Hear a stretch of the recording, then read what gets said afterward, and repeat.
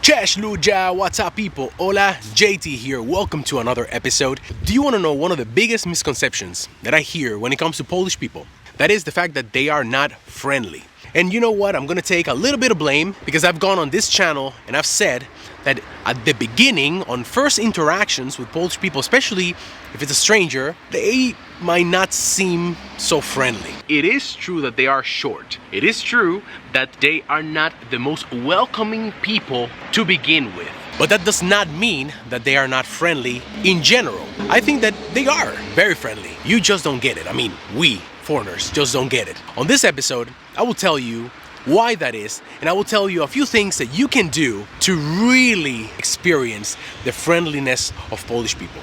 And I'm feeling quite adventurous today, so let's go on a road trip somewhere cool so we can talk about this. Boom!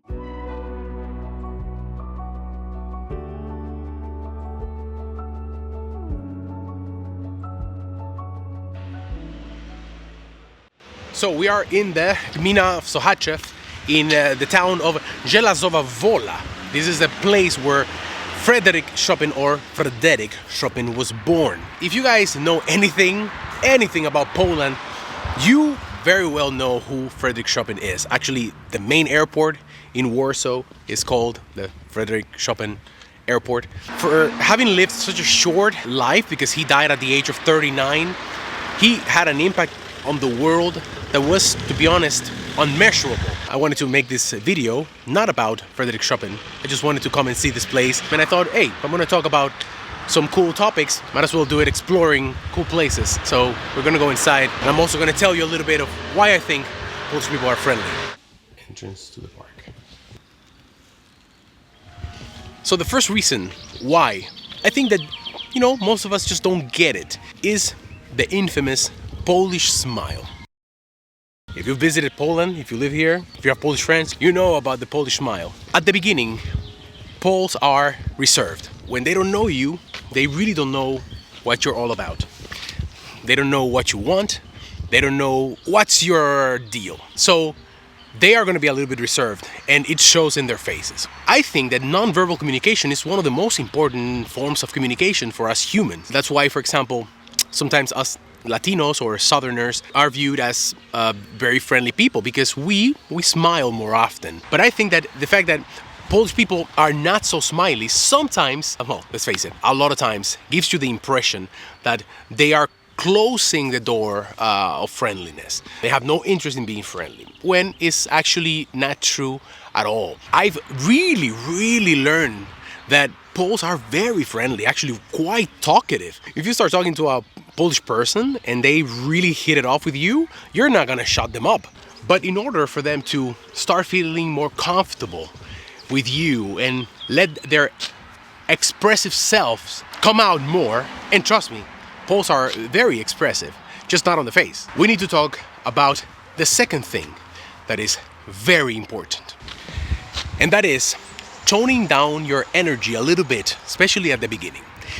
This, I'm not gonna lie, this has proven to be a little bit of an issue for me. Not anymore, but I have had to learn. I have had to adapt and adjust, because us Latinos, you see, our revolutions, like in the car, are a little higher than your typical Polish person, or even, you know, any European, maybe Spanish people, but still, us Latinos, we're at a different level with this.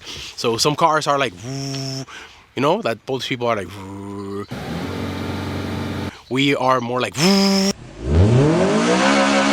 so we are louder. I don't know, we're more physically interrupting your personal space. We touch people a lot without even noticing that we're doing that. Let's face it, we are a little bit more to handle at the very beginning.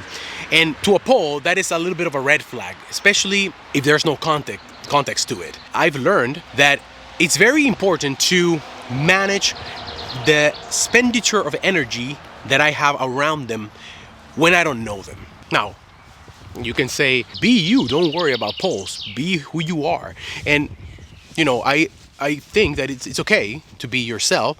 You don't need to now all of a sudden become someone completely different, but you have to understand that if you want to adapt, if you want to adjust, if you want to assimilate Well, you need to communicate. And if you want to communicate, you have to do so efficiently. And if you want to communicate efficiently with a Polish person, you have to speak their language. And I don't mean this in a literal sense. Yeah, of course, it helps to speak Polish, but it's about speaking to them in a way that they're going to be open and receptive to whatever you have to say, whatever you are offering, whether it's your friendship or whatever, honestly. Look at this nice statue of Frederick Chopin. So, when I just told you that once you get a Polish person to start talking, it's like you cannot shut them up, right? Then there's a very big oxymoron here. They don't like when you gada a lot. Gada, blah blah blah, talk and go around the same things and same topic and just keep going and going and going. They get very, very triggered by that. They are to the point people. They don't like to dance around subjects. So whenever you talk to them, unless, like I said, you have really, really befriended them and they have opened the door to you. But if that door hasn't been opened just yet, listen, pay attention. Keep your words to somewhat of a minimum. You can express yourself, like I said before, express yourself, be you. If there's something that they hate more than even someone that speaks all the time, is a fake person. But it's also about having, of course, efficient communication. So again, limit the amount of nonsensical chatter when you are dealing with Polish people. Unless you're already friends, they are speaking already a lot, or you are, I don't know, at a Polish wedding having shots of vodka. And here it is, the main premises. This is the place where Frederick Chopin was born. He only lived here the first half a year of his life though.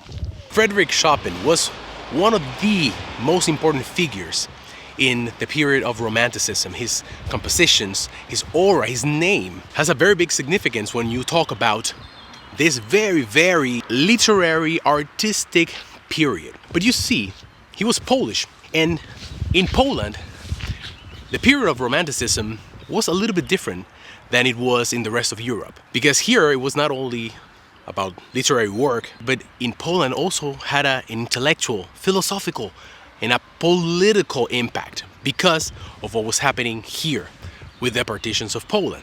The surroundings are beautiful. It's really, really worth a visit. This is a great place to be.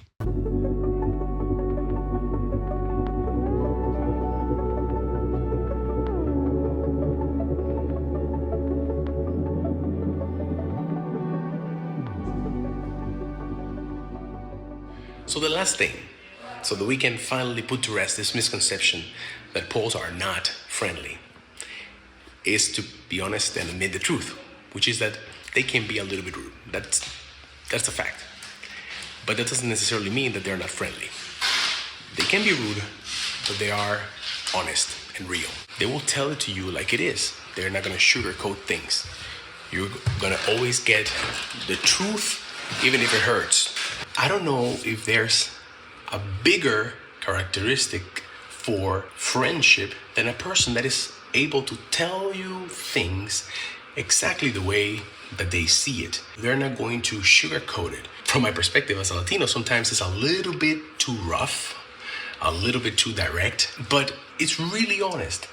And if you're going to build a friendship with a person, might as well be based on honesty and trust. So yeah, they are rude, or they can be rude. Not all of them, okay? Disclaimer right here. Remember, most of the things that I say, they might fit a general large group of people, but you could be an exception. So have that in mind. Poles, they are a friendly bunch. Boom! That's all, guys. That's the end of this episode. I hope you liked it. I hope you enjoyed Chopin's birthplace, worth your time, and its history. One of the most important artists of Jesus, not only of Polish culture, but the world. I hope this episode was interesting to you. I hope that if you have Polish family, Polish friends, if you live in Poland, if you have any interest in coming here, I hope that you learned something today. Again, these are just my views, these are just my opinions. Take it for what you will. Let me know in the comments what you think. If you have any more tips, then, of course, write them down. See you on another episode. Do widzenia.